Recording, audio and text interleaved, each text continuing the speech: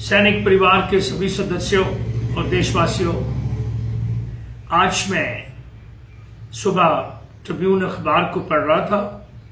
Page 2 के ऊपर centre की सरकार की जो पार्टी है उसके वर्किंग प्रेसिडेंट नड्डा साहब जी, उन्होंने कल एक्स सर्विसमैन को रुझाते हुए चंडीगढ़ में ये बताया कि उनकी सरकार ने 1 रैंक 1 पेंशन दे दिया हुआ है। मैं नड्डा साहब से गुजारिश करना चाहता हूं कि लोगों को और एक्स सर्विसमैन को जो भी वो बताएं उनके फैक्ट्स सही होने चाहिए। नड्डा साहब, 1 रैंक 1 पेंशन कॉन्सेप्ट बीजेपी सरकार ने एक्सेप्ट तो किया, लेकिन इंप्लीमेंटेशन करते हुए बहुत सी त्रुटियां छोड़ दी। अब जो लागू हुआ है वो 1 रैंक 1 पेंशन नहीं है, वो केवल 1 टाइम बढ़ोतरी है। इसीलिए हम सरकार से लगातार गुजारिश कर रहे हैं, प्रधानमंत्री जी से, रक्षा मंत्री जी से, कि वो इन त्रुटियों को दूर करके असली वाली 1 रैंक 1 पेंशन दें।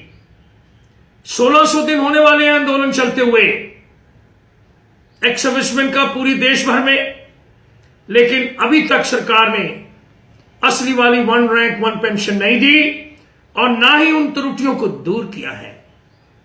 नड्डा साहब, हम रंजिश में सुप्रीम कोर्ट में भी गए और 1 मई 2019 को सुप्रीम कोर्ट ने सरकार को ये ऑर्डर दिए थे कि वो इन त्रुटियों को कंसिडर करें और दूर करने के लिए जितना कर सकते हैं उसको करें।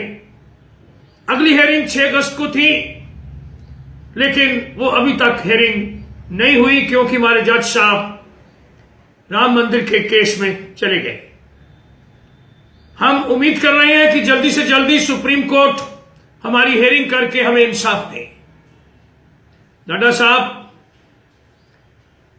आज हम सब एक्स सर्विसमैन प्रधानमंत्री जी से और रक्षा मंत्री से उम्मीद करते हैं कि वो असली वाली 1 रैंक 1 पेंशन देकर अपना वायदा पूरा करें जो रेवाड़ी में 15 सितंबर 2013 को उस वक्त के प्रधानमंत्री नॉमिनी और आज के प्रधानमंत्री जी ने हमें दिया।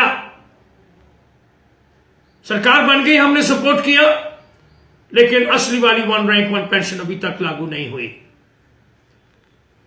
नड्डा साहब, एक सिपाही जो 15 से 17 साल नौकरी करके आता है आज, और ओआरओपी वाला तकरीबन 5,000 रुपए का अंतर है। ओआरओपी वाले को कम मिल रही है और आज ज्यादा मिल रही है। इसी तरह ऑफिसर्स को भी आज ज्यादा मिल रही है 10,000 रुपया, और ओआरओपी का तकरीबन दैट मच हर रैंक के लिए कम है। मेजर और लेफ्टिनेंट कर्नल में तो बहुत अंतर है और मेजर्स के साथ तो बहुत अन्याय हो रहा है। दूसरी बात, जो हमारे जेएसयू साहबान है, सबसे ज्यादा बेइंसाफी उनके साथ हो रही है। कुछ सालों के बाद पेंशन और पे बढ़ती है, लेकिन जेएसयू के केस में जो आज जेएसयू रिटायर हुए वो बाबू ने उल्टा कर दिया। कैसे कर दिया हमें समझ नहीं आती कि आज के जेएसयू को और ओआरओपी के जेएसयू को, ओआरओपी के जेएसयू को 5,000 या 6,000 रुपया ज्यादा मिल रहा है और आज जेएसयू साहबान को 5 से 6,000 कम मिल रहा है। इन सभी बातों के ऊपर हमें समझ नहीं आती, क्योंकि 1 रैंक 1 पेंशन की परिभाषा, नड्डा साहब, आपको मालूम होनी है, उसके 2 भाग हैं।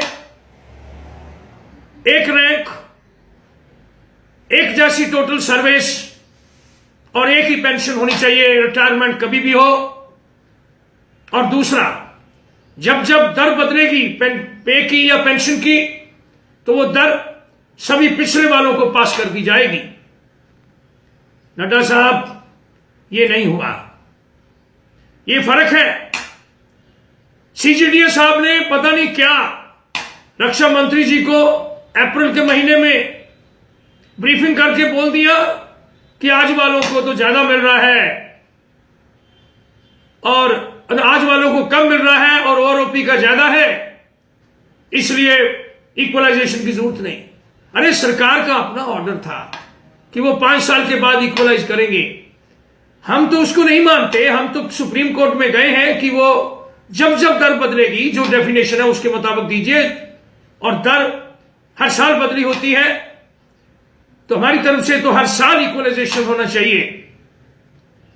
नड्डा साहब, एक्स सर्विसमैन को और देशवासियों को फैक्चुअल पोजीशन दीजिए।